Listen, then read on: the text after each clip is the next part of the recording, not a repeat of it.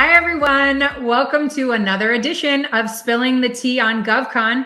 I'm Teresa Moon, Director of Business Development for Parabolis. We provide a better financial partnership for government contractors that includes a line of credit to fund your growth. The purpose of this podcast is to assist small businesses with success in the federal marketplace by introducing them to industry experts and resources that they may not otherwise know about. Today, my guest is Tarik Mahfoudi, founder and CEO of Digital Charter, a growing 8A certified contractor. He joins us to discuss his journey as a business leader, and I absolutely love having those who are actually walking the walk come on the show and share unique stories, because I find that so much can be gained when we all share our experiences. We actually learn more from that, so it makes it more impactful. So Tarik and I met at a panel discussion not too long ago, and I was really excited to have you on. We've got some mutual friends in the industry, so it's about time. Thank you for joining me. Welcome. Thank you so much for having me, Teresa. It's a pleasure. Love supporting your podcast. I've seen all of them. So happy to be on. Awesome. Well, thank you for that compliment. I appreciate it. We try to keep it as cutting edge as possible, so appreciate you coming on. I always like to start every show by getting an inside glimpse into who we're chatting with, because a lot of people that are listening to you today are walking in your shoes, right? You guys, you may be a little bit further along than they are, but I think a lot will resonate from them getting to know you a little bit. So if you wouldn't mind, share a bit about yourself personally, about your background, the work that you do, and the work that Digital Charter is providing to the federal government. Certainly. So first and foremost, my name is Tarik Mahfoudi, founder and CEO of Digital Charter. We are an 8A firm in our second year of the 8A program, but we tend to focus on IT services. That's expanding as we grow and as we do more and as we get in front of more people. I think our entire approach is land and expand, and I think more clients have, they want to work with people more on and go back to them when they're trying to solve other problems. So the land and expand approach is really do the good work every day. And by default, you will grow, or you'll at least keep that client. And I'd say entrepreneurship is in my blood. I grew up in a family of entrepreneurs. My parents owned a hair salon for 50 years that I was at every day as a child, and I learned the value of keeping clients, how to do that, why to do it. Small businesses are successful only when you're keeping your existing business. And I did shoe shining. I washed hair for as I got older for my parents, and eventually, like when I was around 15, I started my first company. This was like pre-Geek Squad days in the IT space, and it was just doing home service. And I remember I started with a partner of mine who's still my best friend to this day, and we really spent like our last $200 on flyers that we printed out and went to our local supermarket and handed them out on windshields and ran home to see who was going to call us. And over the 4-year span, I think we built up a client base of like 35 clients that regularly called us.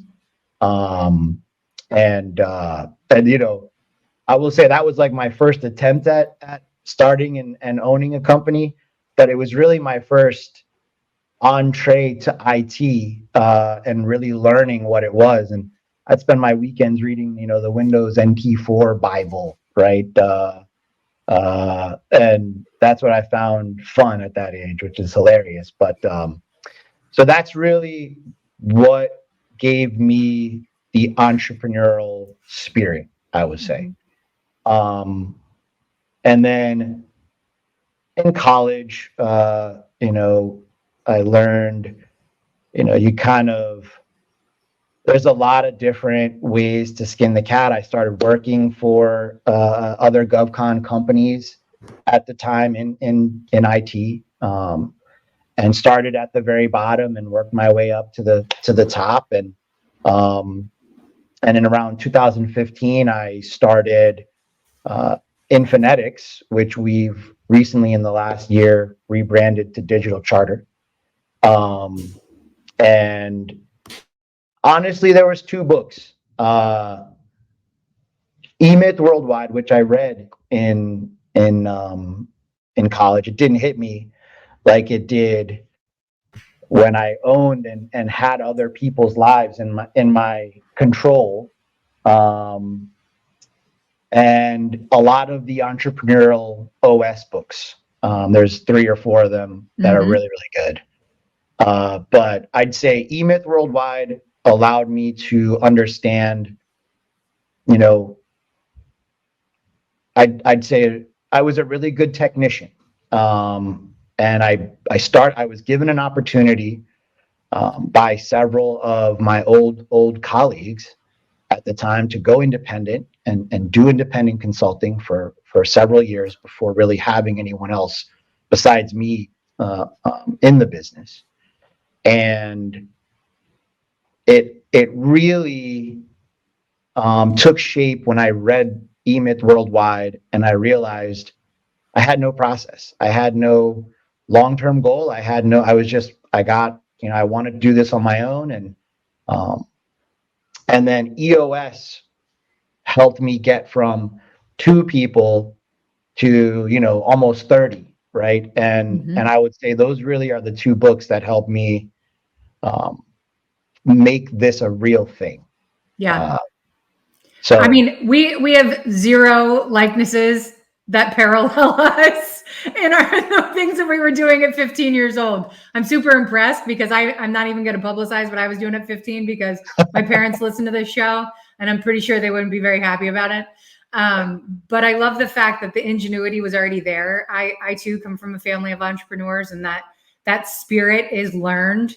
And I love the fact that your parents inspired you to start very early. My inspiration wasn't sparked until much later.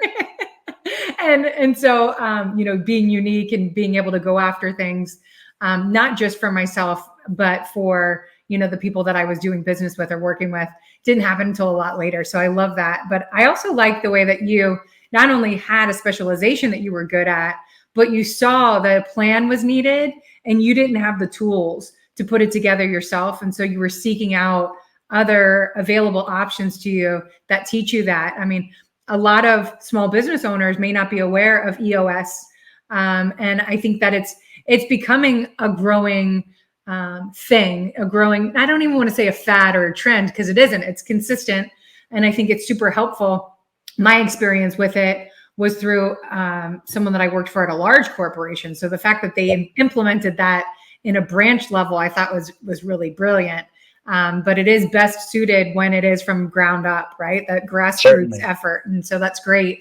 And I think that that's probably going into our questions that I have for you today. I think that that's going to shape a lot of where your success has come from. For those that are tuning in and just listening to us and instead of being able to see us as well, this is not an old man you're talking to, but it's someone whose journey might be, broader than your years. You're a young man to have achieved what you've achieved. And I think in speaking with people who work with you and work for you, your level of understanding of what that means isn't best seen in arrogance and ego. You're very humble. You're very, and I think that customer service goes towards your employees as well. You treat them with respect, and they have an affinity to you that is rare because of the respect level there. And I think that is attributed to a lot of probably what you grew up in learning from your family. And I think that's wonderful.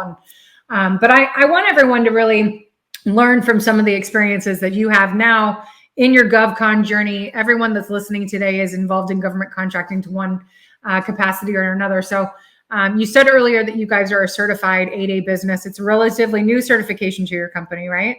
Correct. Okay. And so what does having this certification mean to your business, and how does it position you in the marketplace? So I always look at the 8A as giving our existing clients a path to us directly. I think it was created, a lot of it was created for helping businesses like mine and individuals like me uh, allow the government to get exactly what they want, and no more and no less. Mm-hmm.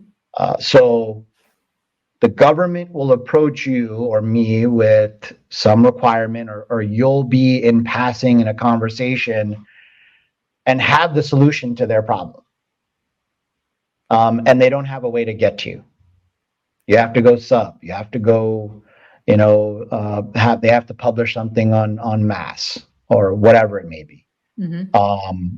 This gives all of my conversations a meaning going forward. And I will say it's been the preferred method going forward for us to really do work. We want to continue to prime. I'd say we won our first prime contract in the first year we were awarded the 8A, and I guess going forward we look to add many more to that portfolio. But 8A is we're really good without it. Mm-hmm. It's just a vehicle to get the client that we're talking to at the moment to contract negotiations. That's really what it is. And I think that that's an important point. A lot of people don't recognize it. They just see it as another, almost like a notch in the belt. Oh, I got to get this certification. But you and I both know that this particular certification has so many parameters, and there are high standards to qualify for it, right? It's not just that you sent in your application properly and you get approved. There are lots of stipulations that are put in that, so that they're not just giving it to anyone. And I think part of that is that you were ready prior to certification, that you were able to obtain a prime contract in your first year of certification, not because you had the certification, but because you were ready to use it properly.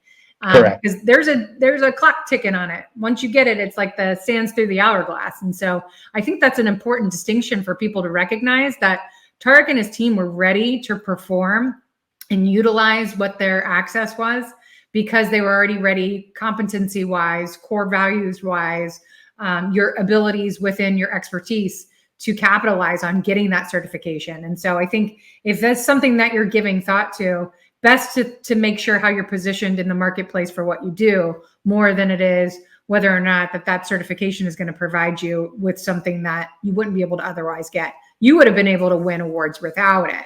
This is just giving you more access to those conversations, right? Exactly that. Timing for your 8A is critical. Mm-hmm. You really need to be able to have past performance that you can cite, have marketing materials, have proposal processes ready, have, some sort of methodology that you rely on when you're delivering things. Mm-hmm. All those things have to be in place before you go and say, I'm going to start the 1-year process of attempting to get an 8A certification. Because if you start too early, then you're wasting the 9 years you have in the program. Right. You'll spend the first 2 years just figuring these things out. Right. You also need some revenue so you can pay really good consultants to help you, figure the problems out that are on paper, or appear as the expert in the room, maybe when you don't have all the knowledge that they need. Mm-hmm. So there's a lot of those challenges that will come up, and 8A again is just a path to get to you easily. Right. The other challenge with 8A today is services are expensive, especially in what we do. Mm-hmm. So $4.5 million does not get you a lot of change today, unfortunately. So building out your partner Rolodex is the most important thing I've done to date. Having really good partners that I can trust, that when I have something that comes up, I know they're going to help me with taking that thing to completion, is super, super critical. Mm-hmm. So, Being focused and focusing on what you do best. And let's talk a little bit about that. So I'd like you to discuss the core competencies of your company and how that's used as a differentiator as well. sure. So we solve a lot of different problems. I'd say we focus on four main areas: digital transformation, DevSecOps, cybersecurity in the defense and assessment and authorization RMF side, and management consulting. So digital transformation is like this big term that a lot of folks are using today to describe, in my opinion, two things.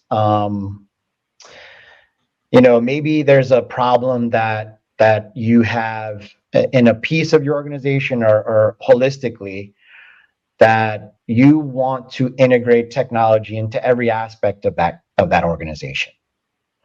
Maybe there's a customer experience problem. Maybe maybe you're trying to reduce friction or increase productivity, or grow profits, or prepare for a big growth event that's going to happen. Digital transformation is what you would call that effort, to fix those problems. I guess on the flip side, it could be like an aspirational type thing. I want to be the best. I want to increase our metrics across the board for customer experience. I want to, enable us to be able to take all this data we're collecting and get some answers from it, right? So these are all transformational things that we help with today across the board. And a lot of these stem from, business process reengineering, business process improvement, and then taking that process and creating a platform, or tailoring a platform to control that process and help the business get through all the stages of that extremely complex thing that's happening, that has to go to 20 different people and 10 different groups and 100 different cycles of whatever it may be. It's a really cool space to be in. I am enjoying it every day. New challenges every day. Mm-hmm. And so that's really how I see digital transformation. There's not really like a generic definition for it, because it's different in every organization. Yeah. It's different for every organization. Well, with regard to that, and being in, IT and in that realm, a lot of, keeping up with innovation and staying ahead of the game has to happen, right? What do you do in terms of that? How do you, stay ahead of the game with regard to innovating and being, ahead of the curve as it pertains to that? That's a great question. Initially, we were really a DevOps company, and then we've expanded on those capabilities over time. And it's really because I was very good at DevOps, and that's what I did as a technician very well.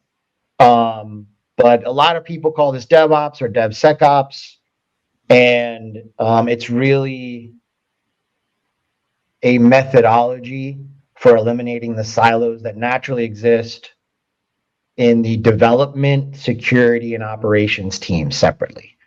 So, and they do this by automating a lot of the requirements that these groups have in something called a continuous integration and continuous delivery pipeline, or CI/CD pipeline. And it's solving a tremendous amount of problems. A lot of it surrounding the application lifecycle management process, and innovation-wise, how we really stay involved and up to speed on all these things is, I have a core value in the business that is pivotal to continued learning. You must be a self-improvement nutcase to work here. And I say that because I feel that mindset, especially in technology, how fast it changes. It changes every day. There's something new that comes out every single day. You have to have a unwavering requirement in your soul that says, I must learn something new every quarter. I must try and get a certification. And that's actually aligned with your goals here at DCIT. So we really instill that and empower every employee to continue learning, because it doesn't just improve them, it improves the engagement constantly. Because what it actually aligns with is they're going to learn something new, and they're going to teach the client or offer that to the client along the way and say, oh, wait, let's look at this, because this is something I learned last week in this class, or was reading this book, and this, that is 100% how I became a very successful technician. I learned something new and applied it the next day. And it's how I've made it a core value in the business. And Seni created this idea and made DCIT a very attractive place to work. So we could attract the top talent and have a set of core values that EOS kind of made us think about to align and make sure that every employee that works here has that mindset. Well, I think it's extremely valuable and important, to your point.